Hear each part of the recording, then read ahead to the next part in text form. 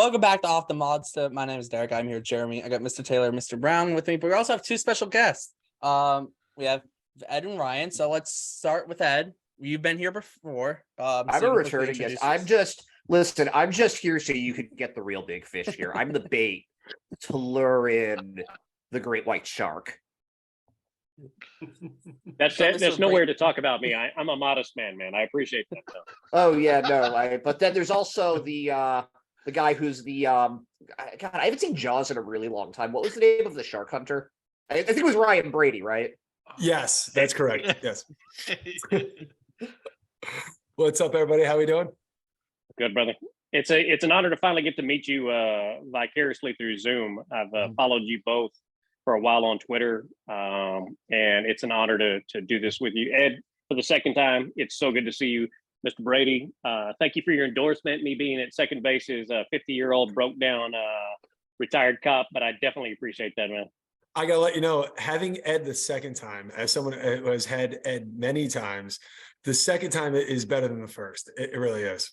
The second time is special. First time, there's some logistical issues. Second time, though, that's where the preparation comes in. Yep. You guys are going to be jealous of me. This is my third time being with Ed on a show. Oh, shut up. Damn. Shut up, Stats, or I'm going to leave you in Florida.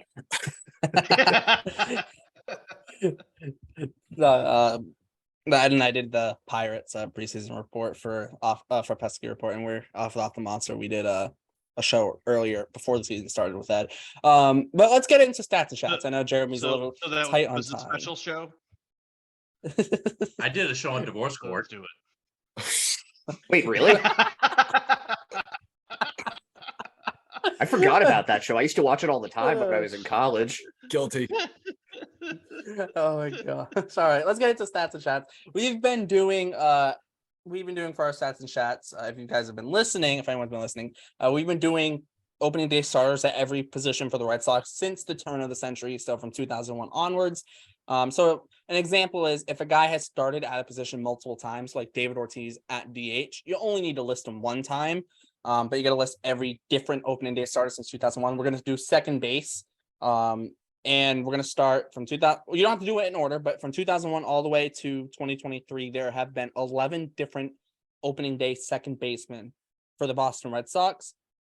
Can we get all 11 of them? It's open. Rapid, however you want to do it. Just shout I just want to start off with fuck you because I heard turn of the centuries and I thought initially 1900. So, yeah, all right. So go ahead. Let somebody else go first. Since the last turn of the century. All right, I gotta go first. I gotta go first on this one because I try to model my beard after him. That would be Petey. Yes, Dustin Pedroia is one. You got 1 out of 11. All right, I'm gonna go my favorite one-year player to ever play for the Red Sox, not named Adrian Beltre, and that's Todd Walker. Good answer. Yes, that's a correct one. Got 2 out of 11 now. I got one. I don't know if it's right. Devin Marrero? No, I love me some Devin Marrero, but no, he didn't. There's a reference. Mark Loretta. Yes, Mark Loretta. He was the last opening day second baseman before I'm up next Dustin then, Pedroia right? took. I'll go with another. Was like a second base version of Bill Miller. Like those two were so simple. Like they're almost interchangeable to me. So Mark Bellhorn, right? Yeah, Mark Bellhorn.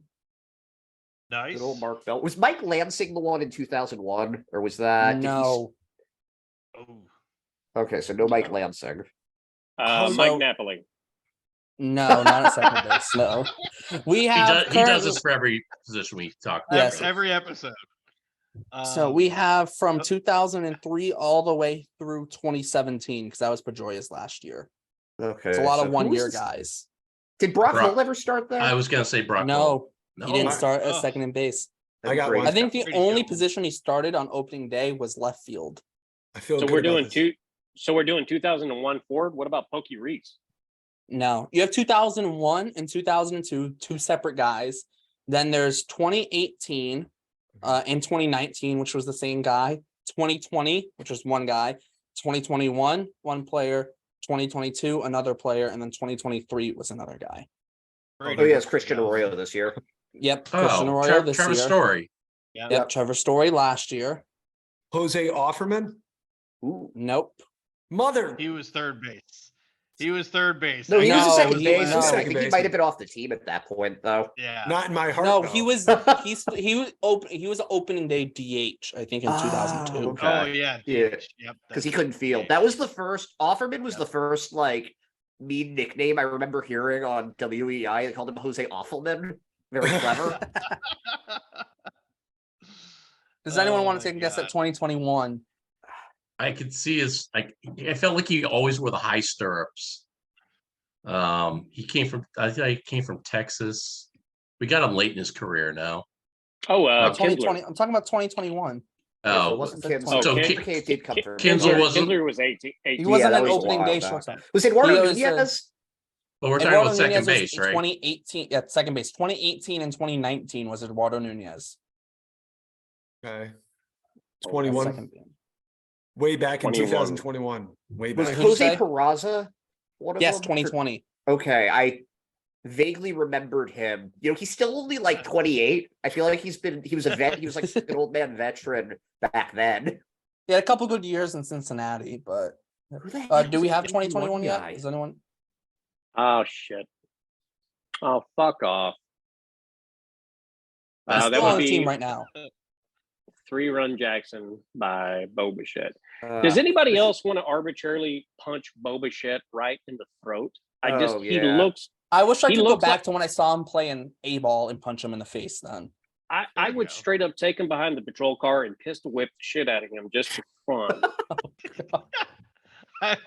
Is that too Wow. aggressive? My apologies, gentlemen. My apologies. He just kills the Red Sox. I'm retired, so I- the statute of limitations are over at this point. So I'm glad you got up for Twitter. Who's Oh, dude. 2021 though? 2021 is still on the team right now. 21 has second started- baseman. He's been on the team for 3 years and he PK. started at three, yeah, PK. three different PK. positions. PK. He was second base in 21. He was center field last year and he was Kike. shortstop this year. Yep. Kike. Very good. 2001 and 2002 left. Can you hear me? Am I taking crazy pills? Is it We- not no, we Enrique got you. Hernandez from Puerto Rico? We already guessed Yeah, it. no, You we already got got Kike. we It's got not Kike? 2001. No, we we got got- him already. Yes, We already guessed him. yes, it's Kike. Now we need. Put your hearing aids 2001. back in, son. Oh, It's 2001 great- and 2002. Two separate guys. It wasn't Lou Merloni, was it? No. Okay. mm-mm. Didn't think so. Wasn't Donnie Sadler. Love Wasn't me some Manny guys. Alexander. Love him. Keep going, Ed. I'm just Yeah, listing no. off all the utility guys I can think of. I know. I said Lansing and it wasn't Like, Lansing. I want to say so- John Valentin, but Oh, that's a good one. But I think he No, was it's not hurt. him, I no. don't think I think he was gone it at that is, point. but no.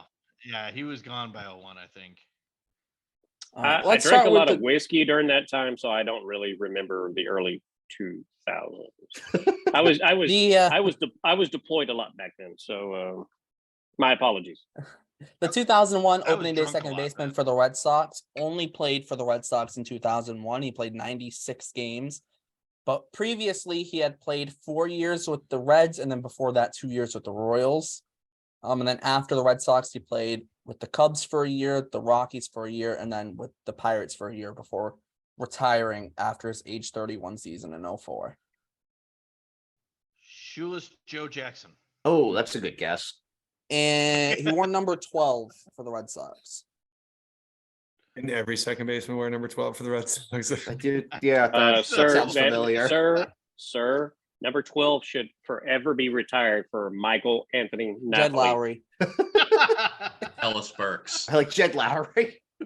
Ellis Burks. He wore number 12. All right. I don't think we have this one. I'm Sarah. giving Yeah, I All guess right. yeah, this is Well, where we start we'll asking for blatant hints. All right, Yeah. we'll skip that. Go to the guy who started at 2000 and 2002. This player played for the Red Sox only in 2002. Played 107 That narrows games. it He was down. 34. He was 34 that year. Previously, he had played for the White Sox, about 40 games for the Yankees, the Giants, the Royals, and then about 50 games with the Braves after being traded there in 01. And then he played 02 with the Red Sox, then played parts of 03 with the Mets and Mariners, played 04 with the Rays, and played 20 games with the Yankees in 05. Ray Ordonez. Oh, No. I think he was with the Red Sox for a little bit, though. Yeah. This guy wore number 13. Omar Vizquel. No. He did wear number 13 though. In 2000, what was the year again? Stats? 2002. I'm gonna go on. I'm gonna go on a long shot. Was it Hanley Ramirez before the No. trade? No, he only played 2 That was games for the just Red Sox, before and that him. was in 05. Carlos the end of Baerga. 2000. Oh, No, that's a good guess, but no. Damian Jackson. Ooh. I'm giving it to Ed. Jerry Raymond Ray. Santiago. I don't think he even ever played for the. His for the last Red name starts with Sox. the letter S. His first name starts with the letter R. RS. Ramon Segura. So not Raymond Santiago. Wow, that's funny. I just made First that name. up. His first name is Ray. Oh, wait. Ray Sanchez. Yes. That's what that. I don't know why I was thinking Ray Sanchez. I just felt like that was like a dirty adult joke. Have you ever done the Ray Sanchez on the girl? Here All right, Sanchez. let's It's go when you take back 2 to peanut butter cups, a bottle of ice. Never mind. let's go back to 01. I'll give you the last name. It's a kids 2001. show. His first name is Chris. Last name starts with Chris an S. Steins. Yes, Chris Steins. I don't even remember him. So He You know, wasn't- man, he did a little every bit. For some here- reason, I here's the thought he was a thing. third baseman, though. I was Every opening day second time- baseman. every time we do this fucking stats, I feel like a shitty fucking baseball fan because I think I You know got my like 3 shit. or 4 last time. So you Yeah, know, well, you did first it. we haven't done first base, so you haven't been able to guess Mike Napoli yet. So That's Yeah. fair. Oh, And don't you when Every we do time- first base, don't you guys dare take Michael Anthony Napoli away from me, the Prince of Boylston, you bastard. what if I mute him so someone else can say it? You better. That's my- Yes, mute all. That is Brady my and I man. have had some conversations where it's basically just us listing players from like certain generations where I'll be just like, hey, do you remember Paxton Crawford? And he's like, yeah, man, I do. Do you Hell yeah, remember brother. Brian Rose? And I'm like, oh shit, I do. And it just goes back and forth like that. Like you could literally they're just so many guys over the years too. Yes. And it's like I don't know. Oh, I yeah. don't like it's have you, amazing. have what, you like, guys all seen the you movie remember. City Slickers? Mhm. Where they're all sitting around the campsite and like, I bet you guys could say, you know, the third base from 1956 and play for the Baltimore Orioles. And they're all like, Brooks Robinson. Yeah. Oh no, my favorite thing is like, oh, anyone remember in the middle of 2013 where like the 19th and 20th ranked prospects in the Red Sox system were Manuel Margot and Frankie Montas? Like, And then they traded Montes to get Peavy, I remember. And then yes. Margot got Yes. traded a few They years traded him later for for Kimbrel. I think Yep. that was the Craig Kimbrel trade. Yep. Which Yeah. I gotta say, Yeah. Brady, I haven't gotten the chance to do an episode with you Mhm. since the season started. How are you feeling about Kenley so far? I love him. I love him. I love him more than, you know, like I have 2 kids and I love my kids. Don't get me wrong, but Kenley holds a special place. To have an actual closer it's really nice to say. We haven't had one since 2017 or 18 first half, right? Yeah, I mean, well, Right. first half 2021, I know like Barnes was good, and then I can't go there. You know, I can't go Yeah, there. that's true. Okay, we won't go. He who shall No not be Matty named. backpacks. Nope. Nope. Yeah. So it's nice. No. It's nice to have someone who's going to go out there and just be filth for the ninth. That's great. Yeah. Matty totally backpack all the agree. way to Miami. He got hammered the other day. They had that whole He thing did. about like, oh, did. they could have held on to this, and then he gave up like 4 runs. It was- in 1 inning or wasn't it like something. Was Chris- like, there's wasn't the Matt Christopher Barnes I Smith? know. But Wasn't that was Christopher after Smith who's Brazier like- gave up 3 runs, right? Yeah, but Yeah. I mean, it's Brazier. Like you at least expect it from him, you know. Yes. Like Barnes would trick you into thinking he was a good reliever. He'd get like an extension, Yes. and he tricked everyone except Brady. Everyone was like, "Oh yeah, no, he's Right. our closer. He was fine. He was fine." And Brady's just there like, "I don't trust him." Right. But I Barnes don't- go like 3 appearances without giving up a run. Everybody's like, "Yo, great, here it is." And then he go out and give up 6. You're like, "Oh, yeah." As we Emmanuel Valdez don't just stole a want- base. Yes. Yeah, we What? got Bigger 2 bases. Red Sox have 2 Bigger stolen base. bases in 1 game. Dude, what? The Go Red Sox. What is that? So I was at the Red Sox Milwaukee game a couple weeks ago, and I was sitting out in the bleachers. And when he got up to start pitching, everybody turned and looked into the bullpen because the pop off of his pitches, you knew. You just looked over and said, "Holy crap!" You knew a big league. They're all big league pitchers, but the stuff that he brings with his pitches, it's next level. I love how the pitch clock was supposed to be like a big detriment. And It's made Kenley it was better. like, he's like, oh, I kind of like this. Like, I don't have to waste around and time to think. I'm just going to throw my cutter over and over and Yeah. over. Yes. And what's Do you think funny he is just spent like the entire offseason just watching Mariano Rivera and was like, huh, that seemed that Not that worked pretty hard? well for him. Yeah. I can Well- do that. well, what's wild is like it's not the fact that he's just throwing stuff. Like I remember the game, Jeff, when you went to Milwaukee, and I told you he threw 12 pitches, 11 of them were cutters. But it's like he's not like the last couple of years he's been throwing 92, 93, maybe 94. He's been touching 96 and 97 pretty regularly this year. It's like where did this come from? I'm not complaining, but it's like where did that come from? It's like it's randomly just reappeared somehow. It's I the don't water. know, It's the but I'm water in loving it. Boston. It's the water in It's Boston. the dirty water. It's the the dirty dirty water. water. I'm going to give you guys the answer that I thought I was given for what's going on with Nelson Cruz hitting a triple yesterday in Mexico City. Magic tacos. Yeah. He had him some magic tacos, Magic tacos. added 3 Yes. miles an hour to his fastball back, and you've got Yes, 'cause Prime I asked Kenley. I asked that question on Twitter. I'm like, what is in the water in Mexico? Tijuana. Hey, it's because you guys don't get good Mexican food where you're at. Mexican No, we food can don't. make True. you do magical things here. Yeah, I mean Texas Mexican food is like especially good though. Texas, our South Texas food, because I'm about depending. I'm very close to the border, about 200 miles one way, 250 another way. So we get a lot what we call Jalisco food. Jalisco is the restaurant. We always joke about Jalisco number 5, Jalisco number 14, because all the restaurants start with Jalisco, but the food down here is so damn good that when I came off my last appointment before I got on the service, the first thing I wanted was chicken fajitas, arroz con pollo, all the guacamole, the pico. Oh my God, man. I'll go to war for my food here. From one Actually, war to my wife- another, the great food war. Man. Hey, my wife and I were actually talking about because we just started this business, and I kind of gave you guys all a kind of a rudimentary exposure to it.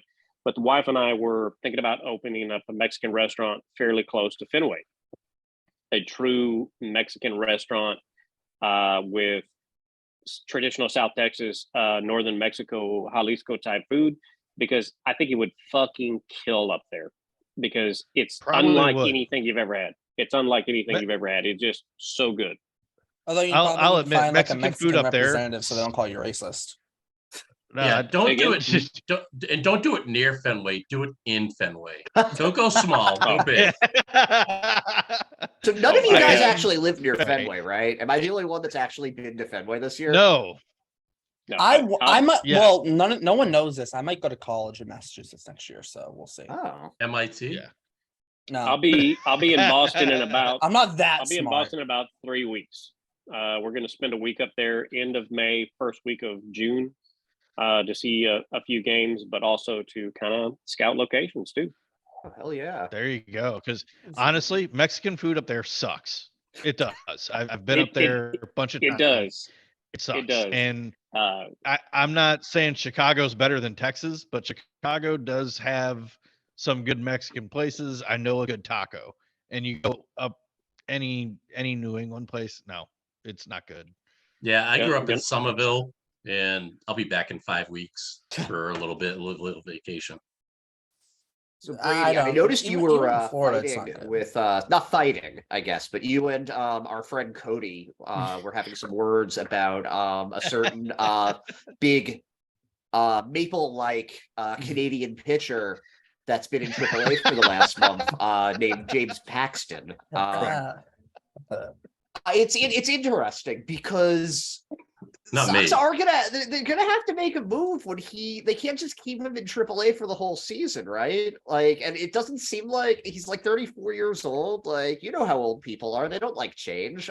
He doesn't want to go to the pen. So what do you think? Like, what if you're Alex Cora, what do you do with Paxton when he comes up? For real, for real. Yeah, for real. Like, let's hang on. So we can have hypothetical, I hate James Paxton, Brady. Yeah, yeah. And then like, okay, this is a human being. I have to actually do something here. For sure, for sure. I'm looking, if I have 5 healthy starting pitchers who are all giving me, like right now, the problem is the guys that are performing at their best are probably making the least amount of money right now on a consistent basis. This year is all about next year and the year after. Like, that's the goal. So if Garrett Whitlock, Brian Bayo, and Tanner Houck are major league starting pitchers, that trumps everything else, right? So James Paxton, thank you. I appreciate it. But from where we are as an organization, it matters more about next year and the year after. Injuries crop up, things happen, go to the pen, pitch long out of the pen, piggyback, give him a long time. Don't bring him in for a batter, but let him come in as a bulk guy. Injuries do happen, ineffectiveness, stay fresh, get loose. But you haven't pitched much baseball since 2019. I don't really think you're in a spot to say, hey, this is who I am, right? Because who you are is a guy who has played no baseball for years and you struggled for AAA for a while. So get major league hitters out. And if you pitch well enough, an opportunity will present itself. But I would not mess with anyone right now. I would actually, I kind of like the idea of him and I hate piggybacking like just off of principle. Like you heard me rambling about this last year with why I thought it was like a big waste with Whitlock. But if you mix him with like a Kluber where they're going to go lefty heavy against him and then you take him out after 3 innings and just throw Paxton out there for 4. I mean, that's setting up both guys for success. Agreed. But I got to worry more about the future than the present. I want to win today, but also it's kind of disingenuous to say that Tanner Houck is not going to give you a decent chance to win a baseball game, right? And if Houck is not going to be a starting pitcher, then we'll find out maybe in June, right? But like, I hate the yo-yo, right? Let's not make him a starter. Back to the pen. Now he's a starter, right? If I'm gonna yo-yo someone, it's someone who has given me nothing in Major League Baseball since 2019. Not an arm that's live and young. We don't get young live arms. When we do, let's leave them alone and let's see what they got. They've got a few now, though, and it's been a while since the Red Sox have really done that. You're right, but between Houck, Whitlock, Bayo, I mean, what was the last really solid Red Sox pitcher that they developed was like John Lester. Yeah, Lester, maybe Paul Clay Colts. Buchholz. Yeah, Felix, 2007. Felix Dubon wasn't. He was all right, but he never. He was part of the rotation, I think, in 2013. Yeah. But he never fully panned out, though. But he was still part of the World Series championship rotation. Exactly. He was like the number 4 starter. Your point's valid there, because even relievers, really, if you look, their high-end relievers have not been homegrown guys, right? To see Winkowski come out and deal the way he's dealing, right? Like, you got to go back to Daniel Bard, you got to go back to even Workman a little bit, but like Papelbon. That's now we're going back, right? Yeah. So to see guys like Winkowski coming out and dealing, and to see Crawford coming out and pitching so effectively, I can't mess with the young guys. I want to leave them where they are and let's see what happens, but they need time. James Paxton's, the back of his, what his agent, what his rights are as a Major League Baseball player should not predicate the success of the Red Sox going forward. Yeah. And I mean, these guys have earned the opportunities also, a lot of these minor leaguers. I mean, good for Paxton working his way back from multiple injuries. Like, I hope, like, you want him to have as much success as possible. We realized this last year when guys like Connor Siebold were getting regular starts, you could not have enough pitching depth. Right. But the guys that are there, you're right. The guys that are there have earned the spots that they have right now. Yeah. And I thought for sure Houck was going to be a late inning arm. We were both very much, we were both like, this guy's their closer. Right. Remember, like, we were like, no, you just put him there. He apprentices under Jansen. Yeah. But if he's going to go out right now and give you 5 to almost 6 quality innings over and over and over again, that's hard to find. It's just the 4th inning. It's weird because it seems like he pitches well in the 5th. He'll pitch well in the 6th, but the 4th inning, I don't know what it is. I swear to God, it's like clockwork. Every game he gives up 2 or 3 runs there. And if he's doing that in Worcester, I don't want him in Boston. Yeah, I'm sure a guy these days has to have a no trade clause, correct? No. No. No way Paxton has a no trade. There's no I chance. would doubt he has a no trade clause. Here's I the thing with Paxton. He's not like, if he can come up and have some like decent games, I mean, maybe you get something from the deadline, but at the same time, like, who's gonna I'm not be even talking about the actively- deadline. Not even talking When about the it- deadline. Well, you can't trade him besides then. What are you gonna trade him for Why? now? I mean, draft picks. You can't what are you trade gonna- for draft. I don't what are think you- you what are you can gonna draft trade? picks for I mean, players. seriously, You what do can't you trade expect? draft picks though. What are you gonna get in return during the trade deadline for James Paxton? Not A low much. level prospect. You're getting a low Right. level prospect. That's all. Okay, that's But what I meant. But Prospect. that's all you can get though. Like, but like at the same time, is it better than nothing? If you do trade him, if you are going to trade him, it's better than nothing. Yeah, but wouldn't Right. you rather, at that point, if you're just trying to give the guy away, wouldn't you just rather have the pitching depth? Like, again, Yes, I don't exactly. Exactly. you can't go with, and I like the prospects that they have. I like Chris Murphy. I like Brendan Walter. I like Brian Mata. Yeah. But we see what happens with just about every rookie. Like, there is very rarely an immediate transition to the majors. Like like even somebody like Yoshida, who was a Japanese player in like a very high level league there, it still took him a month to really start to get used to it here. You can't just expect one of those guys to come up and perform. So I think that having the veteran depth is significant, especially if you can get 5 good innings out of Paxton here and there, like, or even just like 3 runs. We know you like, I remember when he was striking out 200 guys for Seattle and for New York, like he was legit. So I don't mind the depth there. You guys might feel differently. And they about could use another lefty. I mean, let's be honest. They could use, especially in the rotation, they could use another lefty. Now it does all come down to performance, though. At the end of the day, would you guys bump someone out of the current rotation right now for James Paxton? What's I don't the know. prognosis on My Whitlock? only guy I would do is, I know this might be a little controversial. I would look at Nick Pivetta just in terms of smooches. You don't want to just say in that Brady is no, he's a big just because I don't my see, boyfriend. I don't yeah. I don't know how long Pivetta is going to be with the Red Sox after 2024. Whereas I Forever. know Houck's going to be here. I know Whitlock's going to be here, right? You I know anybody's he's injured gonna right now, be here, but though. Like all these guys are 1 pitch away from Tommy John surgery. well, ideally, in like in terms of like how long they're under contract for, like Pavetta's only up through 2024, and then he's a free agent, right? And if they believe in the starting crop that they have, and I do believe the Red Sox are going to look for a starter in free agency, the big starter in free agency this offseason, Nick Pivetta has already kind of fallen out of your 5, right? Because you start looking and you have Sale, you have Whitlock, Houck, and Bayo, hypothetically, right? As a hypothetical. Maybe one of them moves to bullpen, maybe not. I know, Ed, you said this, I think, on Twitter a couple times. I'm really big on them going after Julio Urias. And then maybe you have someone from AAA at the end of this year heading into next year's looking to grab a rotation spot. There's not, maybe Pivetta ends up in a long relief role. I don't know. And that's why I say it might just end up being him, just in terms of, because who else do you move? And I know they could send Bayo down, but I don't really want to just move Bayo up and down. Send Bayo down. Exactly. I get why they did it before, because he had options, but I wouldn't want them to do that. Yeah, So me either. Me either.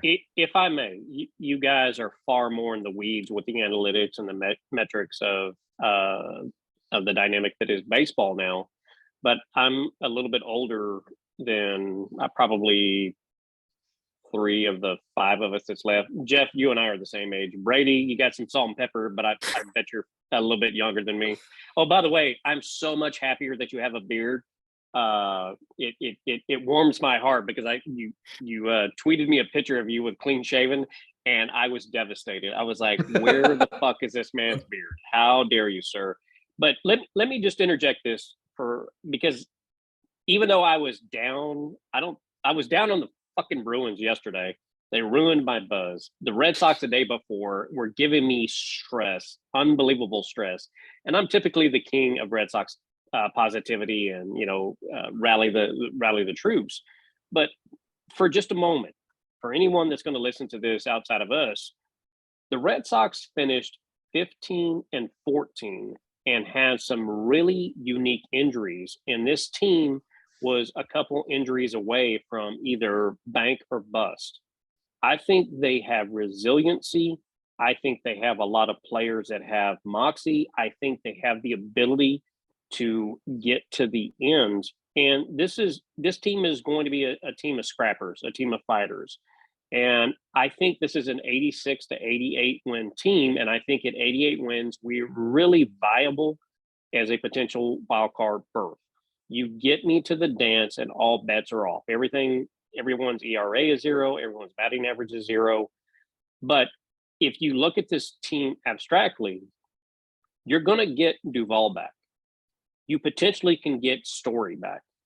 You've got Whitlock, who's hopefully is not as injured as everyone perceives it to be based upon the information that's released to us. But you've got Paxton coming back, who's topping. I saw him hit 97 in Worcester as a lefty. I'll take it all day long. Don't you dare go up to Pavetta, Boston and say Worcester. Worcester. sorry. Hey, well, they're the Isn't it Woo Worcester? Sox, so they should change it. Worcester. No. Worcester. Worcester. Fuck The me. Wuss Sox. Yeah, but that I'm makes still- it sound like they're the Wuss Sox. Like that's Yeah, Yeah. it should be. It Sorry. should be. It should Sorry, be. I'm I had to call you out on that. You're going up to Boston in about a week. and you should. I'm still learning. I speak Spanish, but I'm not gonna tell you guys on to say things in Spanish. But it's just I think this team they're a sleeper because nobody is like the odds in Vegas. They were 77 is what Vegas is saying. Everybody in Vegas can go fuck themselves respectfully because everything is 50-50 in my opinion. You give me some ponies, I'll go to war with these ponies and I will get the best out of them regardless of what their IQ is baseball wise. Because I've said this before in tweets and I'll defend this all day long. There's 8 billion people on the third rock from the sun. Only 1,200 of us can play baseball at a high level that is the major leagues. So every player that puts on that Red Sox uniform, I would expect to perform at a certain level when someone else goes down. So you've got Valdez up there, who I think he hit a double earlier, stole a base, or a single and stole a base. He's trying to find his way defensively, and I've seen him make some pretty routine plays look shitty. But So that's kind of you. I know. Well, I'm an instructor, man. I try to find the best in everyone.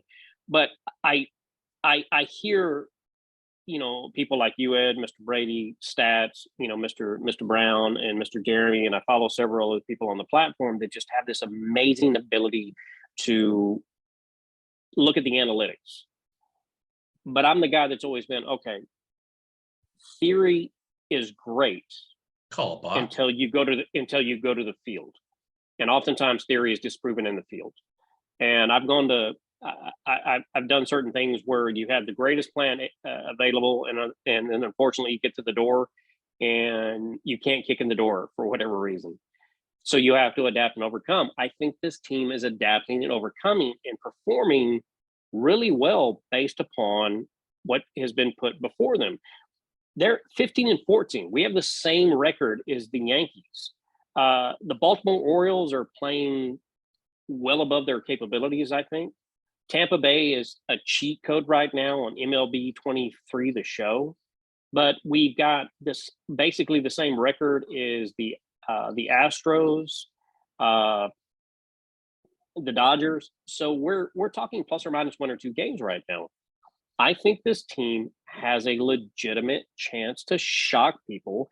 And it's just not Robert Taylor throwing out these stupid tweets in the middle of the day, fire up the duck boats, and we're going to have a parade in Boston.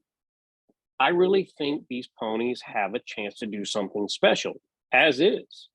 And I hope people truly recognize that, because I see so much negativity on the platforms that it almost makes me think that people don't like the Red Sox, that they're looking for reasons to complain about every single nuance the team does or everything a player does. But I think they did really well for what was presented to them in the month of April. I didn't think we'd finish above 500 for the month, honestly, truth be told, based upon injury, based upon everything that I saw. But they did +1. Give these guys a little bit of credit. They're professionals. And at the end of the day, you've got Bayo, who's got good stuff. You've got Chris Sale, who looked like vintage Chris Sale yesterday. Kluber, he is what he is. Paxton, we don't know until he gets up.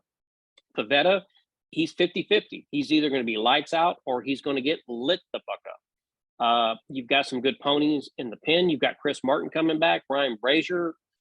I sent a tweet out, I think it was yesterday before. I've been patient. Fuck that dude. He needs to be DFA'd.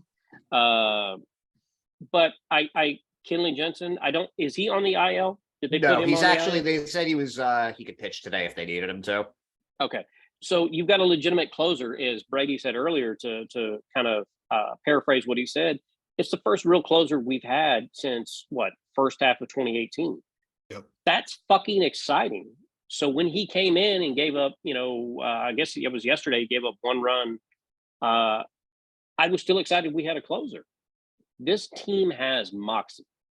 And I just look at it a little bit differently than the average person, because I look at the character of the person and not necessarily the statistics. Because I was talking to a business partner today about analytics and logistics that are going into a partnership we're going to do. And I was talking to him about taking statistics in my undergrad and my graduate program. I said, I can make numbers do anything I want to based upon theory. But the bottom line is this: it's 50-50. It's either going to happen or it's not. You're going to get a base hit or you're not. You're going to throw a strike or a ball. So I really think that this team has an innate ability to shock people. And don't be surprised if later this year, we're having a conversation about making plans to go see the Red Sox play in the World Series, because it could very well happen. It just can. And I'm excited. I'm excited for Red Sox baseball every year. Win, lose, or draw. I've gotten grief from people on the platforms about, it's people like you that are the problem with the Red Sox, that, you're going to support the team no matter what. Yeah, motherfucker, I am. And why don't you? Why don't you want to be a fan, win, lose, or draw? You bring up a good point. I looked at Fenway the other day, and I look around and I'm like, do I really see fans in Fenway as much as I used to, or are they tourists? Are they tourists on Twitter migrating as Red Sox fans? I just feel like there's a lot of tourist fans, not diehard fans like you, Taylor. I mean, I'm a diehard fan, but nowhere near in your ballpark, that's for sure. But that's the way I look at it. I told my wife I'm giving up a $7 million platform potentially to work 81 games a year as an usher at Fenway, and nobody knows who the fuck I am except for, I'm sorry, let me see your ticket. Let me get you to your chair and wipe it off with the little rag that the guys carry. I can see you as an usher in Fenway, man. Oh, 100%. And nobody will know my background. It's just Robert Taylor, the moron that cleans off seats and gets you to where you need to be, and sneaking Fenway Franks when nobody's watching. I tried to get a job as an usher for the Rays. Didn't work. It's all old people. No, you can't. How Maybe dare the you, Trop. sir? My nephew how just dare got a you. job up in Colorado as an usher. He's 26. It's all old people at the Trop, though. No, the Trop, all ushers at the Trop are old people. I don't think there's one person under 50. But dude, to kind of go back to Mr. Han and Mr. Brady, what you guys do is phenomenal on the space. I love to see your tweets. I love to see how you engage the fans, because you're very pragmatic in your delivery. And I appreciate that. You're not negative. You're not necessarily 100% one way or the other. You're very realistic in your content, which I appreciate. I think that depends on who you're talking to, if it's realistic or not. Something that I've really appreciated about getting to work with Brady has actually been that I think that we both have a different knowledge base. I think we've talked about this before, but I think you definitely have a better feel for how the game is played on the field than I do. But I think I have a better feel in some of the strategy for actual team construction. But I think that I mean, for me at least, a lot of people get really bogged down in I'm right, you're wrong, when I don't know. I feel like every time I chat with you, I feel like I learned something, and that's you can't really ask for a lot more than that. No, I agree. It's the same thing. Ed kind of taught me. I think about myself as I look at things as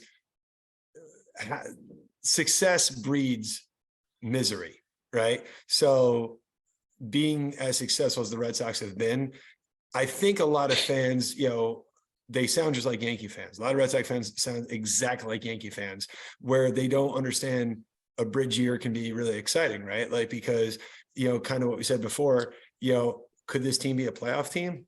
Sure. Could this team fall flat on its face? Sure. I don't know what's going to happen. I can't predict. Cassis could fall flat on his face and get demoted in a month, or he could light the world on fire. That's kind of fun, right? Like, to really not know. I think where fans that care and are passionate, for me, are trying to get behind an idea, right? And to understand like a logic. And I think in the past month, I think Ed really helped shape it for me, where Chris Sale's not going to be a member of the Boston Red Sox all that much longer, right? He's just not going to. Nick Pivetta, who is my boyfriend, and I don't care, like the world can know, right? He's not going to be a Red Sox that much longer.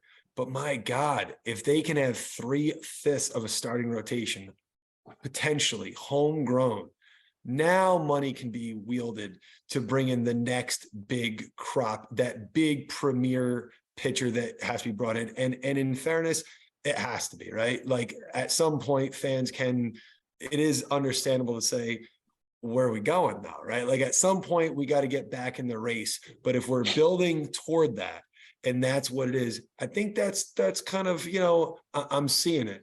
I'm seeing the plan, and I like that there's a lot of depth now, right? Like, people get confused. We're drafting shortstops repeatedly over and over and over again. And I'm like, I don't care what the kid plays when he's 18 years old, right? I mean, if you can play short, you can play center. If you can play center, you can play left, you can play third. Like, that all works out. But like, finding talented players, seeing the beginning of the fruits of some labor, that's exciting.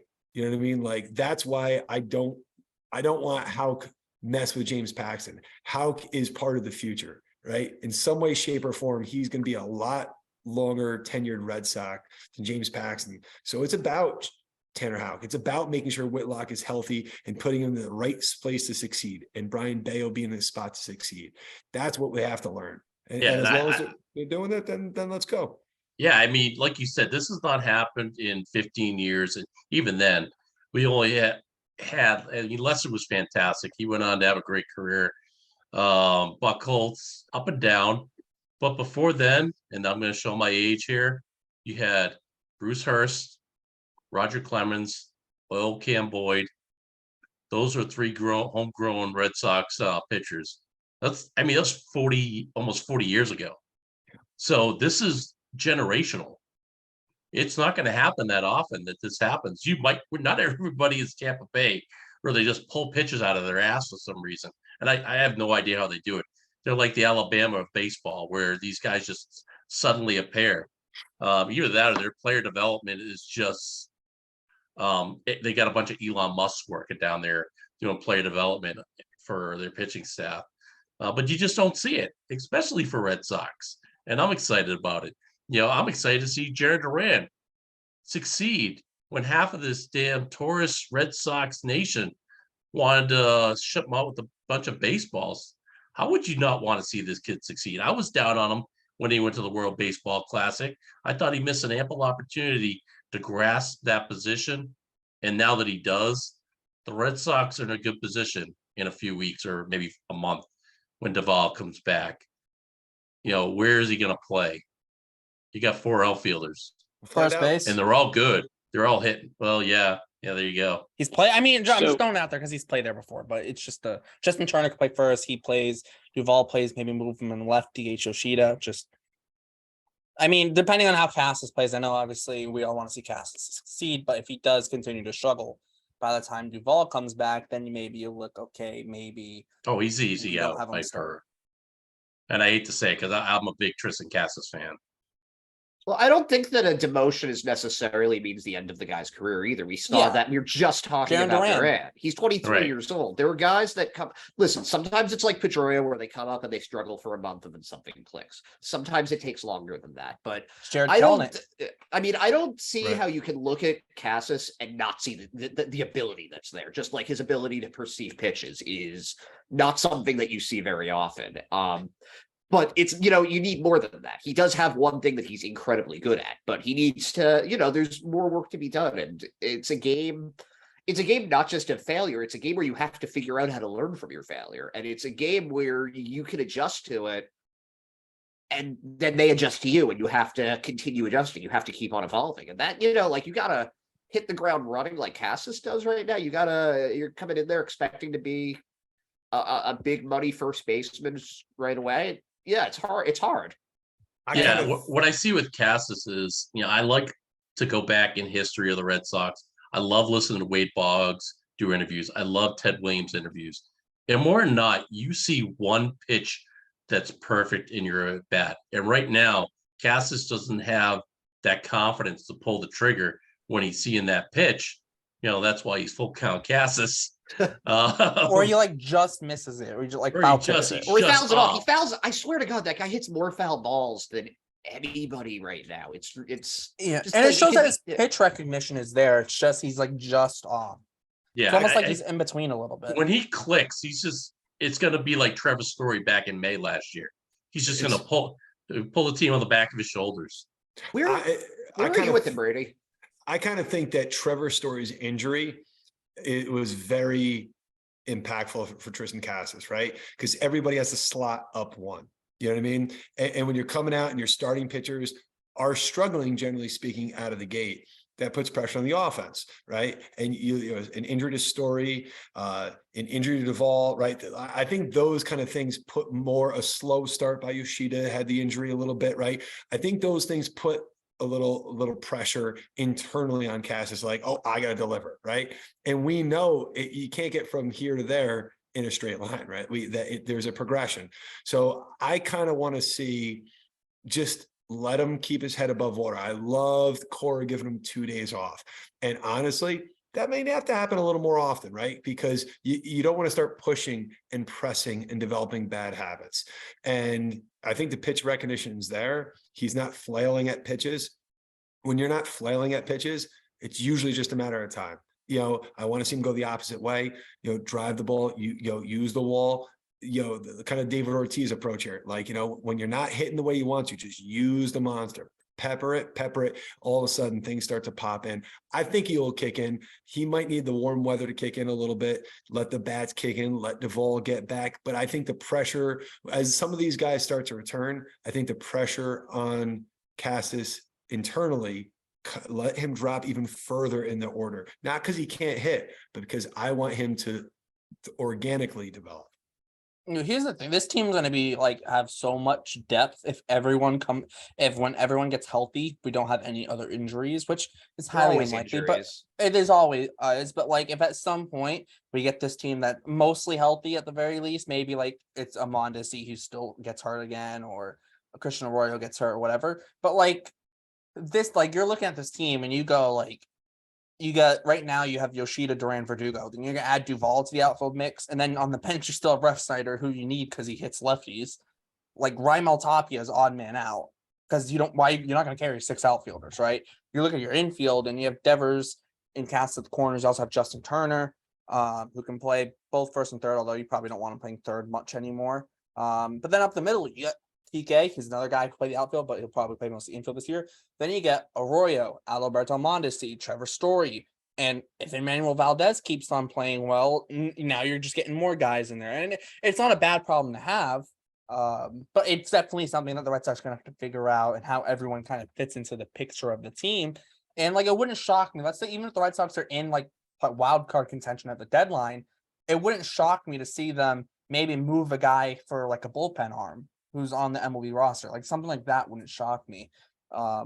Especially if it's a bullpen arm that's not not a rental bullpen arm, someone who's still got 3 years left, for example. Yeah, if they say the Marlins fall out or something and Dylan Floro becomes available or somebody like that. Yeah, something like that. Yeah. Yeah. I would love to see if the Red Sox are within a game of 500 around the deadline to pick up a shortstop who's got a remainder of this season and maybe a year left. Kike, I've always felt his biggest strength is that he can play a little everywhere, as opposed to just he's the shortstop, right? He played center field admirably. Obviously, shortstop doesn't look near quite as comfortable. And no knock on Yu Chang because he's played really well defensively, got some key hits. Other guy. But I love you, Chag. But man, if you put in someone who can contribute more consistently offensively, that lineup just really then gives you that we're not going to kill you with one guy. We're going to kill you because all the guys promote a good at bat. I like that. I like the idea of that. Something that I've noticed, and I'm curious your opinion on this. It seems like the way that this team has been designed is that the at bats are really drawn out. Mhm. Like we were talking about Costas going full count, but Verdugo, Yoshida, Turner, Devers it seems like Devers always starts 0-2, but then it ends up being a 2-2 or 3-2 It's count. true. Like it's kind of like you got to imagine it's just frustrating as a pitcher there because you know that you're not getting any easy at bats. I don't really. I mean, there are guys like that are a little bit more like all or nothing on their swings, but it's an annoying lineup, and that's again, I think that speaks to a little bit of what Taylor was saying, where it's that, well, you can call it moxie or whatever. It's an annoying team. That's kind of, and when you make contact, things, that's when good things happen. That's when the left fielder drops the ball and Adam Duvall hits a ball over the monster. Like I kind of like that. But I do agree they need more guys that it's not just annoying. It's like, okay, you remember like David Ortiz and Manny Ramirez. You don't want to pitch to either of those guys. It wasn't just like, oh, this is going to be a pain in the ass. It's, oh, fuck, I'm fucked.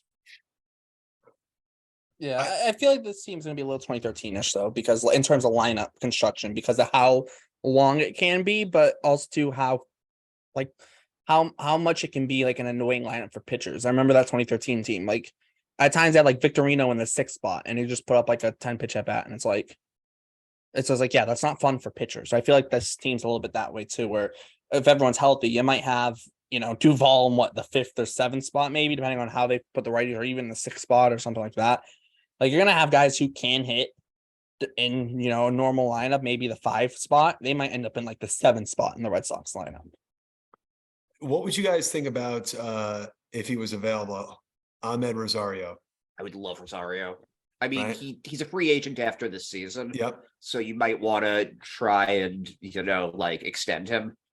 But he can play other positions besides shortstop too. So if you extend him and then Marcelo Mayer or whatever is ready, there are way worse guys to have on your team than Ahmed Rosario. That is a very useful at bat to have. He's played second, short, and center field before, so Left field, kinda- yeah. get him in that kind of. Versatility. He Yeah, I led mean, the it's league similar to last Kike. year in triples. He had 18 stolen bases. I mean, this is the kind of bottom of the order, bat, turn the lineup over. I just would love to say a veteran, kind of help, stabilize some of the young guys. I think the blend would be great. Who knows what's going to happen with the Guardians, but I think a player like that would fit well. Well, he's a See, free all the- agent after yeah. this year too. Is that somebody that you would want to see so. them? Because it's kind of a light class, like we talked about Teoscar Hernandez maybe being a good fit, but Ahmed sucks. Rosario was almost a better fit.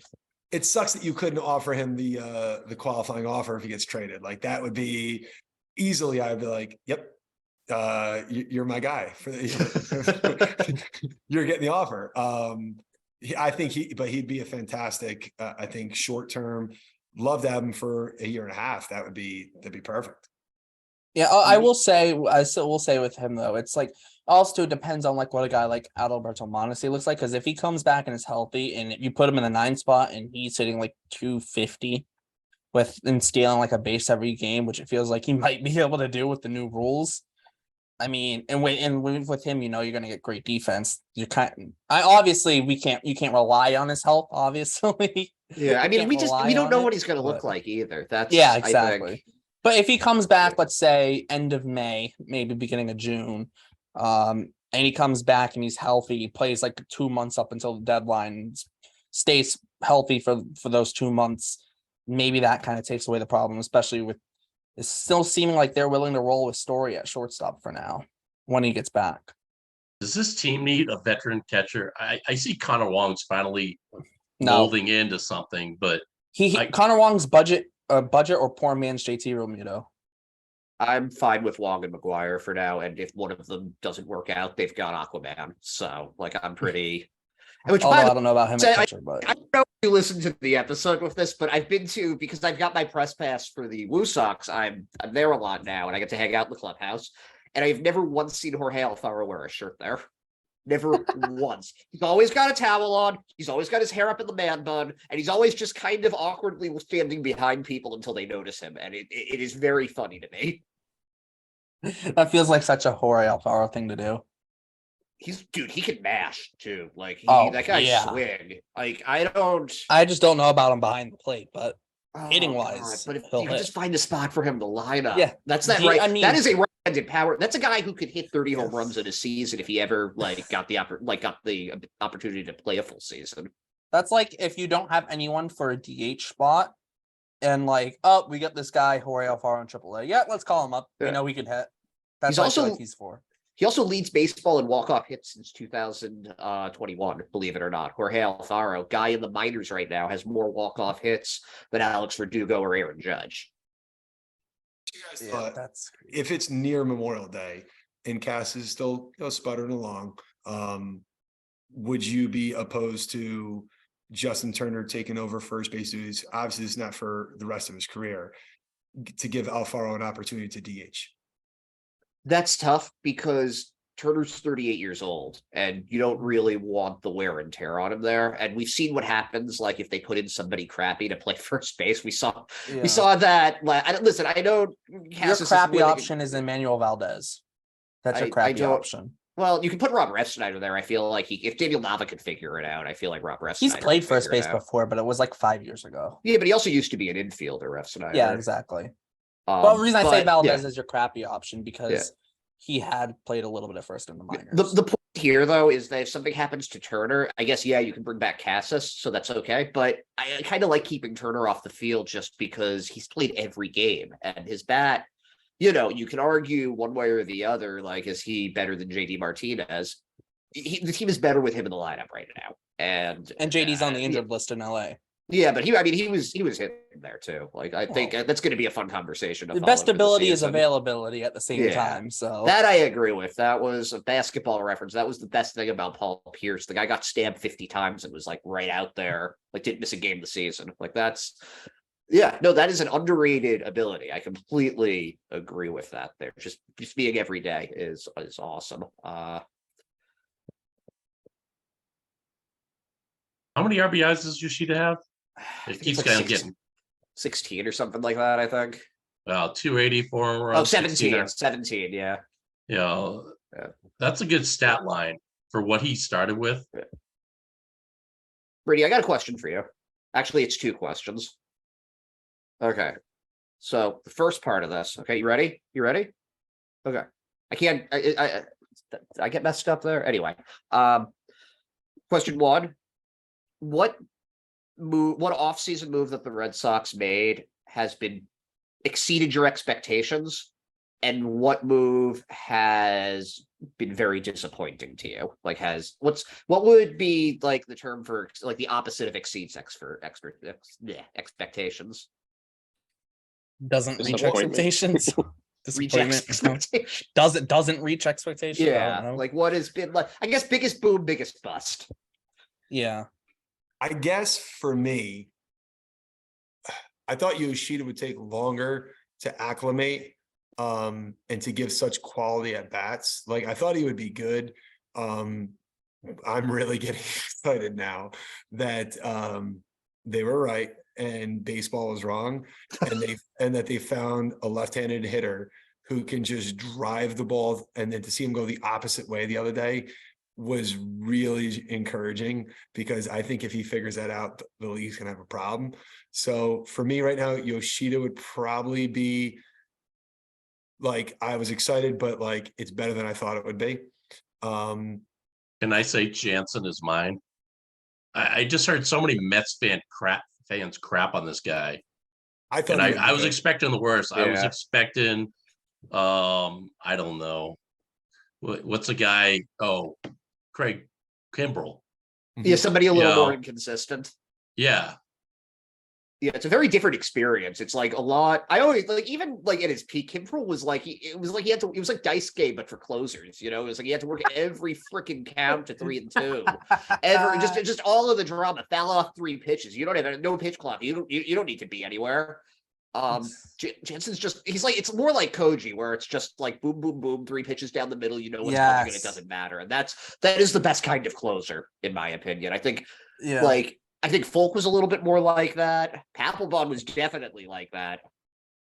Not Kimbrel. Taylor? Yeah.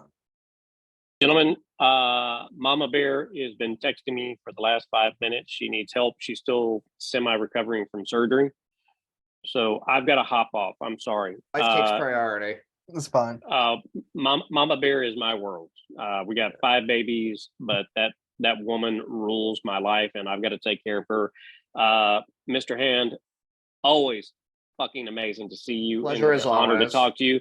Mr. Brady, my man. So cool to finally get to meet you, dude. Thank you so much for your engagements. Appreciate you growing your beard back out, because I was a little worried when I saw the clean shaviness. I was like, oh my God, I can't have him deployed. I can't have him deployed to the field with the SEAL teams with me if you ain't got that beard going. Gentlemen, an honor to speak to you all. Mr. Brown, Mr. Stats, guys, I'm sorry I got to hop off, but I got to go take care of her.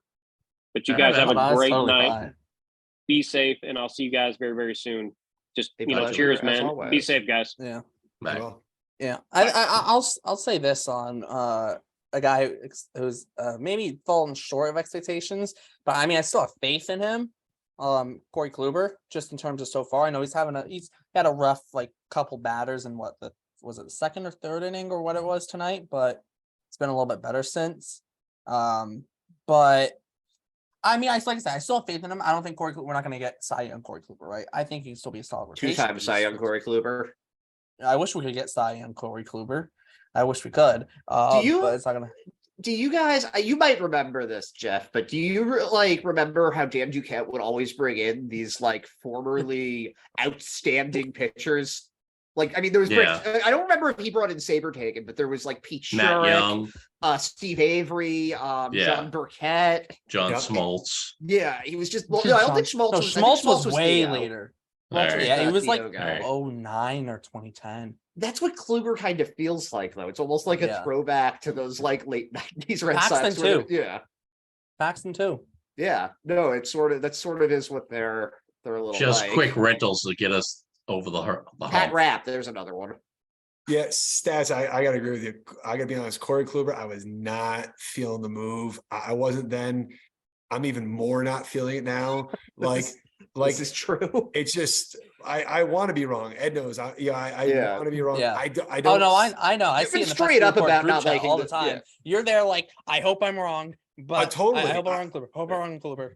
I really hope I'm wrong on Kluber, but I really don't see it. And I am befuddled is the word I would use. I think there was so many more attractive options out there in that kind of price range. I don't get it.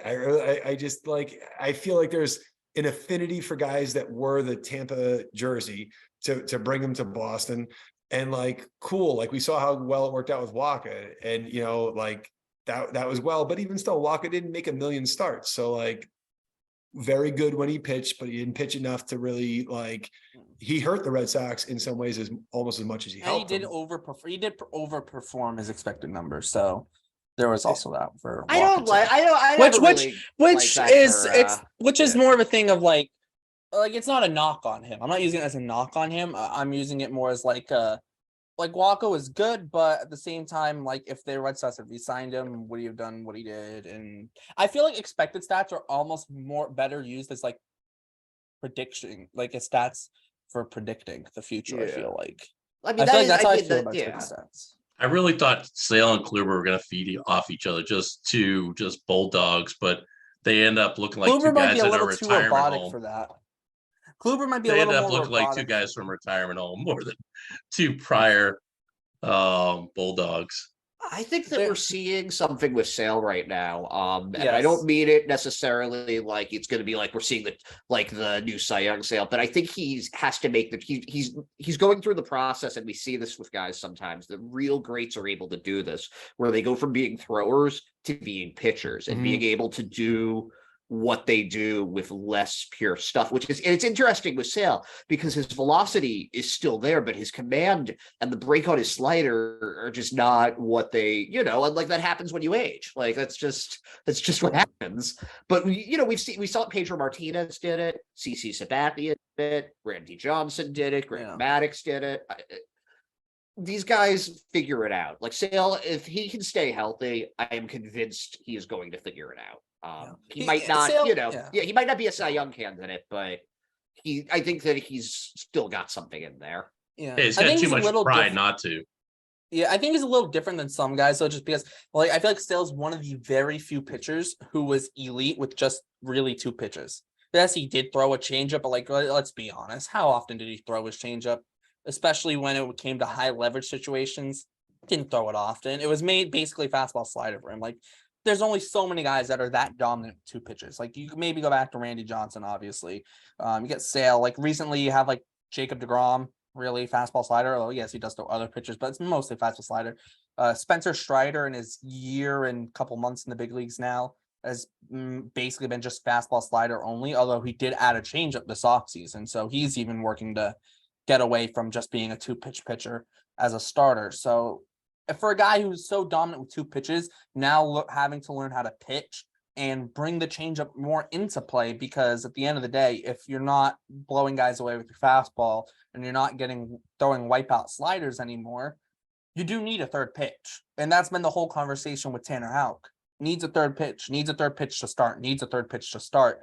I think Houck's figuring it out now. I think Sale will figure it out, and we've seen him have solid starts. I think he'll figure out how to continue to pitch and evolve as a pitcher and add that changeup more so into his arsenal, throw it more regularly, have more trust in it. Because there were a couple starts earlier this year where I looked and it's like, I felt like his changeup was almost his best pitch, even in those rougher starts. So I think it'll be huge for him. I just looked and saw Michael Wacha not off to an inspiring start with the San Diego Padres. So who knows, kind of where that goes for him. I just would have loved Kodai Senga here. The number was, that would have been, I felt, also Yoshida to have someone, speak the language, I think that's a bigger deal than I think at times maybe some front offices don't realize. I've seen it as a big hockey fan. If there's a Russian player on the team and there's no other Russians on the team, there's usually the production ticks up all of a sudden when another Russian's on the team, right? It's the Red Wings. It's just weird. Yeah, it's an uncomfortable situation. I think it would have been positive for both guys. I think Senga would have, with his repertoire, could have pitched really well, I think, in Fenway Park. I wish they could have gotten him. Listen, I hope Kluber turns around and wins the Cy Young and proves me wrong. I'd love nothing more. Yeah, I think so. I would hope he did. But I agree. Senga would have, and I think we talked about this a lot. And I've gone back. It's one of those things where in the aftermath of it, I'm kind of like, okay, but for 65 million for 5 years, I would have taken Senga there too, just to have the consistency of the pitching staff there. The only thing that I wonder is just, did he want to come to Boston, or was it the allure of the Mets being Papa Steve, Uncle Steve, did he want to be on a team that he felt was going to be competing immediately? Now that what you just said, I think A, could be very real, but also B, very concerning, right? If Boston is no longer a place that kind of sells itself, that to me a little bit, when Pedro and Poppy talking about, we can't just let Xander walk, right? Whatever, that, I think a little bit, not that you pay Xander that contract, not to go through all that again. Yeah, we don't relitigate that. No. Again. But the idea is you don't want to move too far from we're bold. You come here, we're in it, we're in the thick of it, we're whatever. if you have to sell, if it's that far removed, that's concerning, right? Like that now we have to give an extra year now to come to Boston. Like we're no longer the place that we're now used to bid against for other teams as opposed to other teams to come to Boston.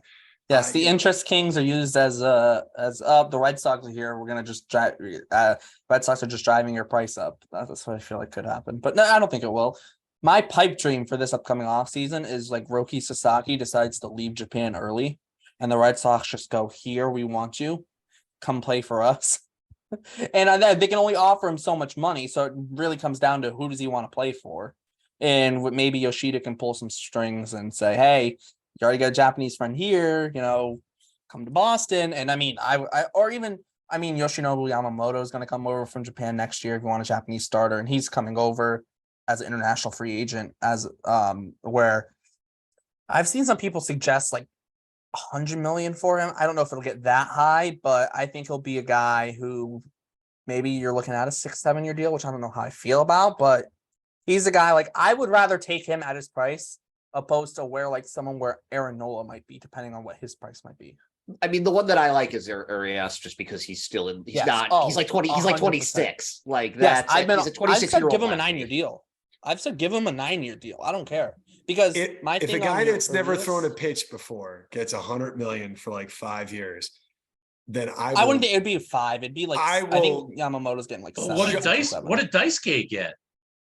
I want to know what Brady would do. I think Daisuke had 5. Daisuke got 100. Yeah, Daisuke for did 5 years. Kevin Gausman, I'm still on. And that was 15 years ago. It still hurts me. And Kevin Gausman should that would have been a perfect addition to this team. Guys as consistent as they come, not overpaid, not too many years. You take that when you can get it. Also, it would mean they never have to face him again because he always seems to just and game 4 of this series. Good luck, Brian Mayo. He's a phenomenal AL East pitcher. He knows exactly what he's doing. He's not a Cy Young winner, candidate every year, but he's a solid pitcher. Yeah, that's what I want to see. He's a lot like what I thought Chris Bassett would be for them if they had signed. They need that. They need that workhorse. And Pivetta, who I do like Nick Pivetta. Thank you, but he's not your front end of the rotation workhorse. That's not what Nick Pivetta is. Yeah, Nick Pivetta used best as you're like your number 4 or your number 5 guy. You 5. know? Yeah, I'd say 5. But he goes on those streaks sometimes. Like remember last year? We thought he might make the All-Star game just because he went nuts from like May till the end of June. Yeah. Oh, I sure do. Yeah. Oh, I know. I remember that. But then also that was a month where he has like a 6 ERA, and it's like, uh-oh. That month was when you had to go to the hospital for chronic dehydration. He's like the Jackie Bradley Jr. of pitchers. Oh no! Hey, no, I love Jackie. No, prime Jackie. Remember when Jackie would hit like 380 in a month, and the next month he hit like 220? Nick Pivetta is Rick Porcello 2.0. No, Porcello was better than Porcello won a Cy Young award. But Pivetta has the stuff to do it. Closer to Porcello. I honestly think Pivetta has the better stuff. But he's that inconsistent as well. Porcello's a better pitcher. Like it's the knowing how to pitch. But I think Pivetta's raw stuff is actually. I was never that impressed by Porcello's stuff, but he knew how to get outs. Exactly. I think that's what it was with Porcello. I do want to go back to the whole. Where did they get this lefty Bernardino? Scrap heap. He's a 31-year-old rookie off of the Seattle system. He looks like he just got off the boat from Cuba. I'm not gonna lie. He's Mexican. He's Mexican. Oh, okay. Yeah, he is Mexican. Yes. All I can think is you remember bench warmers? Yes. Who was the pitcher in bench warmers? That's what he looks like. He's been good. No, he's been fantastic. Dude, the only thing is he'll probably set down before Brazier because he has options and Brazier doesn't. But he's also a lefty, so why are you going to go back to a one lefty? Joel, with that one lefty, by the way, I think Joel is the next guy back. I think Joel's the next guy back, though. I think that's the problem. Then they'll just go up. Joel lefty replacing a lefty. We still have 2 lefties. I got to jump off early, but I do want to get back to the bullpen, and that's been the biggest surprise for me this year. How well this bullpen. We saw it get put together, but I didn't think it'd be this good. Obviously, you got rid of one idiot, or you just got to get rid of Brazier. And this is one fantastic bullpen, and you get consistent innings from these guys that we did not get consistent pitching at all last year. I mean, Did we not? We just I want to didn't.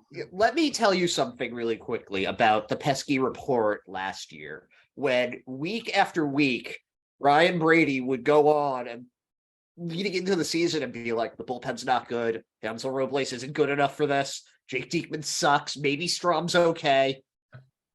It was remarkable though how, because Brady had always, as long as I have known him, has always preached the importance of a good closer, but also a good bullpen. And it's one of those things that I wouldn't say that I ever thought like, like you can't win a World Series without a bullpen.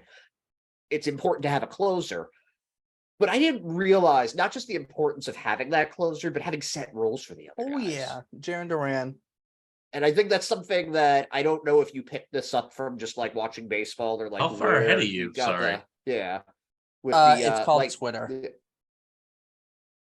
Holy crap! He crushed the shit out of that. Wait, what Yeah. happened? What Jaron happened? Duran homer I So love they this tied kid. it up. That's great. destroyed it. Yes, that's Dude, great to Yeah, hear. Ian Brown tweeted it out Piss before I missile. saw it. Did you guys with Bernardino though? He's pitched 3 games in a row now. Yeah. No, I want him to stay. I truly do. Even if it is Joe Elliott who comes up next Okay, and it's a wait. lefty, give me 3 lefties. I have a crazy idea. What if Bernardino is Cora's new Brazier?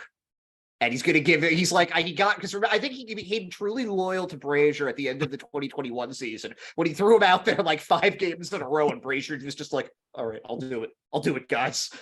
Yeah. Maybe, because honestly, a guy like Brazier is much better for the team if he's a lefty. 453 on the home run from Duran. Oh, Dude is jacked. See, in a weird way, I worry about that. I don't want him now trying to really drive the ball. His game is putting the ball on the ground, using his speed, right? Like the occasional homer, cool. Like I know he's jacked, but He's not trying to lift, though, I don't think. he has to hit. If he hits like how Verdugo's hitting, that's what you want him to do. Flying Verdugo didn't say he drives. wants to hit 30 home runs. He said he wants to hit 50 doubles. And Duran, honestly, with his speed, I used to see Duran regularly do this in AAA, where he would hit a ball up the middle and leg it into a double because because the center fielder was playing back on him, and he would just he's the that fastest fast. player I have ever seen. All right, my knee-jerk reaction. I'm placing a bet for Duran for Rookie of the Year.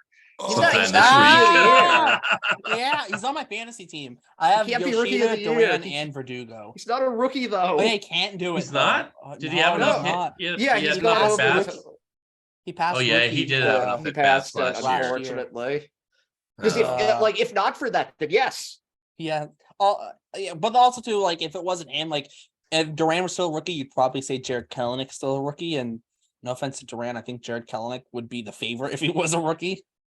Kelenic's hitting like 340, and he's got like I think 7 homers already. Something stupid. Kelenic's tearing it up. So Ed, I stole that line. Nothing ends a team's season faster like a leaky bullpen. That's Joe Torre's line. It is the truest statement. It is a good line. It just demoralizes a team when you have a 7-5 lead in the 8th inning. Everything's supposed to happen. Your offense did its part. Your starting pitching did okay, right? You got whatever, and then just dead. Right. Or maybe it's a 4-2 game. Your starting pitcher pitched pretty well, pitched 6 in the 3rd, and then all of a sudden, right. And when it keeps happening, it's not just one game in a nutshell. It's all the wear and tear, the extra innings, all the added stress that had to go into. And when guys know their role, right? It started, I always thought, 2003, Theo Epstein did the closer by committee. And I remember I was so excited. Game 1, it was Red Sox Rays, and Chad Fox came out for the save. They were Chad up. Fox. And it was like, that's a good one. Yep, who's going to be the closer tonight, right? Right. Alan Embry. Chad Fox comes out, and wouldn't you know, blows the save. And then game 2, another blown save. Game 3 to start the year, I believe it was like 3 of the first 4 games, they had 3 blown saves right off the bat.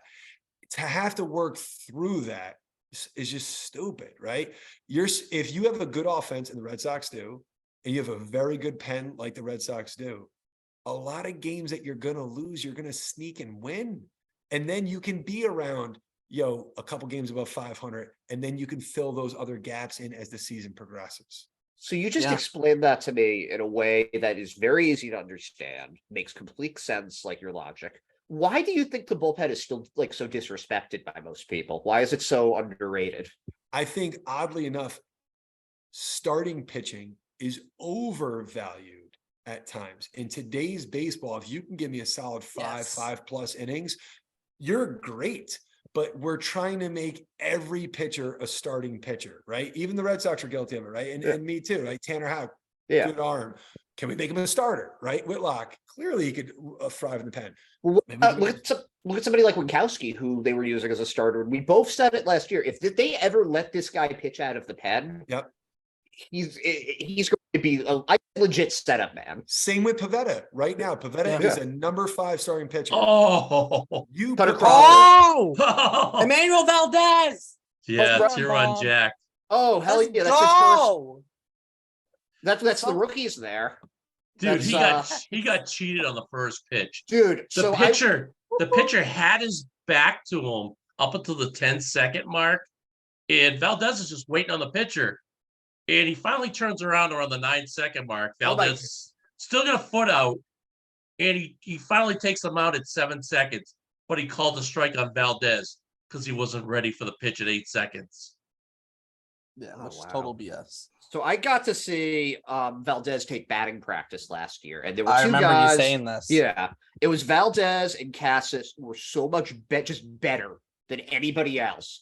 And Cassis is this big, like 6'6", one of the largest human beings I've ever seen. And Valdez is like, I think the same height as me. 5'9". He's 5'9" at best. He's at lifted best. it. He is a baseball 5'9", in the same way Pedro Martinez was a baseball 5'11".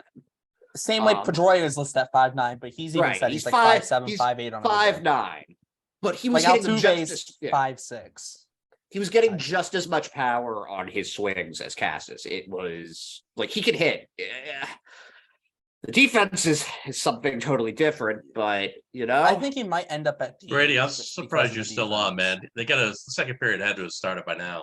No, I Oh, know, shit. I know. I was actually just looking at that. I was like, you know what? all right. That's I think- actually a good spot to kick it off, man. I Oh, gotta go I get think some that's to eat. fair. one last thing. I do want to circle back to Julio Urias. The Red Sox give him a 9-year deal this offseason. Here's my plea on why to Did do you say it. 9-year deal? Yes.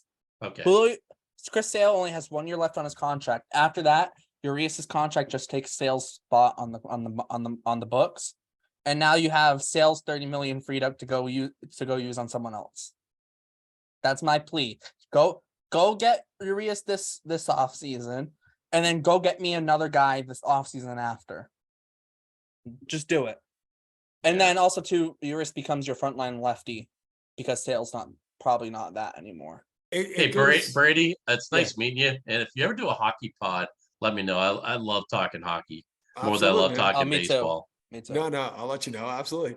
The thing about, why I think this season's so important is if you have Whitlock, Bayo, and Houck, if that's real, then all of a sudden you're not spending the 10 million on the Corey Klubers of the world, or Yes. the 5 or 6 million on the Nick Pavettas of the world, which You already then- have those. Right, you already have it. Now, please, for the love of God, Alex Verdugo clearly thrives playing in Boston. Extend him. Right. Yes, yesterday. I called for it last offseason. Let's stop Yep. making the mistakes of waiting too long. Let's start learning from it. Let's extend them. That not a 9-year, right? A good 5-year, 18 5 million yeah. per- Give more than Benintendi got. Benintendi got give him 75 $700. million. Give him Five. $700. Give him 96 or 95. You know. Right. Yeah. Let's get Yeah. that done. But the truth is, this is where, as an older kind of Red Sox fan, I'll say this one: if we're under the luxury tax threshold this year, and you stay under again next year, now I have a problem. Now I'm going Yeah. to say, like, you either better lower the tickets, and then you're okay, cool. But if this year's about building toward the future, then clearly, then let's build, right? And now we're starting to see some of the fruits of some of the time coming up. Winkowski looks like he's got a live arm. Like, we're seeing really encouraging things, even depth with Valdez right here, right? Yeah. There's some real shit starting to form here. I'd like to have a shortstop, like a major league shortstop, that I can really feel good about. But One thing at a time. Listen, Brady. You can't have everything. I'm just can't have kidding. a A shortstop shortstop. would be great. No. You Hey, know what? did you If the hear him? shortstop The spot Red ends up Sox are the ninth Yankees spot in the fans lineup, now. We can't have everything. Did you see the Yankees started Isaiah Kiner Falefa in center field tonight? yes, yes. How the mighty have fallen. Okay. Last thing. Actually, literally last thing. The Blue Jays. I think their expected win-loss record is worse than the Red Sox, and I think their expected win-loss is 15-13 or 15-14. 15-14. Again, Which like it doesn't mean much, but the problem is that you can take it in like that, but at the end of the day, the team that wins is the team that wins, and it doesn't matter if they were X likely or not. It's called being positive, okay? And it's called manipulating stats to be how you want them to be. And the Red Sox have played 23, now 24, including tonight's game, against teams over 500. The only games they played against teams that weren't over 500 were the last 3 games against the Guardians, and they were a division winner last year, and then 3 games against the Tigers. The Blue Jays have played 12 games against teams over 500. I think the Rays have played 6 games, and I think the Orioles have played 9 games against teams over 500. Just get, as Taylor would say, just get me to October. I don't give a shit how many Dude, stay competitive. If you can be around 500 against the good teams, and then you just beat on the bad teams, you'll be in the playoffs. Bruins have taught me wins don't mean shit. Just get me to October. You know I'm gonna end my shit right there because I can't talk anymore about the Bruins. You know what my narrative that I love, the narrative that has been quieted this season so far, is and I don't know why they exist, the Alex 3 stolen bases in the game. Sorry. The Alex Cora haters, which I don't understand how they exist. I love Cora. I don't understand it, but the people Mr. say Brown doesn't like Alex Cora. well, He doesn't like him because he doesn't like him for the Houston thing, though. because he's too good of a manager. He has too much feel for the game. I get it. Yeah. Right? I want my guy to have less feel for the game. By feel, do you mean banging? Never mind.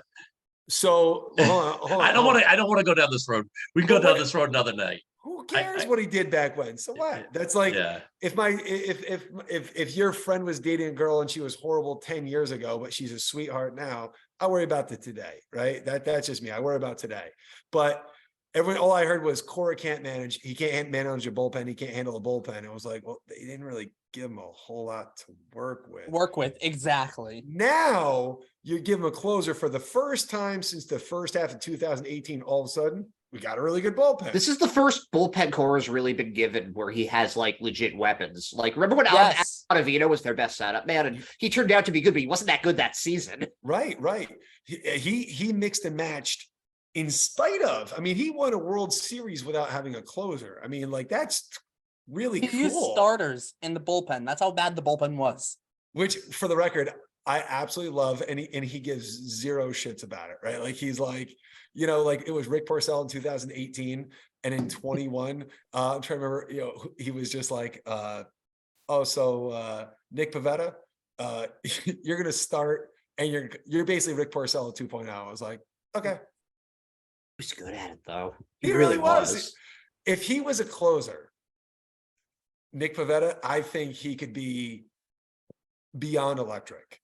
But Not even a closer. I don't think he'd be a closer on this team, but like put him in the bullpen, like middle relief to set up towards a setup man. Like I think he'd excel there. But if you put him on any team, I don't mean just like as a closer, you can see that the chest pounding, just the adrenaline, everything ticks up with him, and the ball just when he drops a curveball in, and he just. The thing that I liked about Tanner Houck is that he has those psycho vibes. My boyfriend. he has those psycho vibes. Yeah. All right, guys. I'm gonna drop off. Appreciate it. I had a great time talking to you guys. Nice meeting you, Miss Brady. Same here. Good It's to a good have place you to on wrap again. up. It's a good Mr. place Ham. to wrap up. So All actually, right. it's a good place to wrap up. Ed and Ryan, pesky report, just like myself too. Ed, what's your Twitter? At Ed and or something like that. He's checked out. He's Ryan, do you know what your Twitter is so we can shout it out? 7. Okay. Ed, do you know what your Twitter is? Yeah, my audio worked for a second there, but I've since fixed it. My Twitter is edhand89. I run the Trustometer. I update people on old players. I post a lot of pictures of my dogs. Sexy Yeah, it's a It's a good time. Sometimes I get a little stoned and just put on random shit. It's great. When? Come to When Illinois, did you'll that fit ever right in. happen? What has that ever happened? That do you remember when Brad let me run the pesky report that one like the That's my Twitter page that favorite night? night. Yes, yes, I yes. was just posting like insane shit for like a full like 6 hours and then just kind of fell asleep. We're gonna have a summer, you and I in Berkshires. We'll go up for Fuck a night, yeah. and just the Twitter's gonna be blowing Yeah. up. Yep. Dude, are we meeting up in a couple of weeks for that? Dude, Yankees just that blew in game? lead in the ninth. Hell Yes, yeah. sir. Yeah, Ali has some friends that live around there, so I'm like stoked that like she's gonna see them. I'm gonna go to the game with you guys. It's gonna be awesome. Can't wait, man. All right. right. I think that's a good place to wrap up for Off the Monster, for Mr. Brown, for Jeremy and Mr. Taylor. We're already long gone. Thanks, Ed and Ryan, for joining us. My name is Derek. Thanks for tuning in, and we'll see you next time.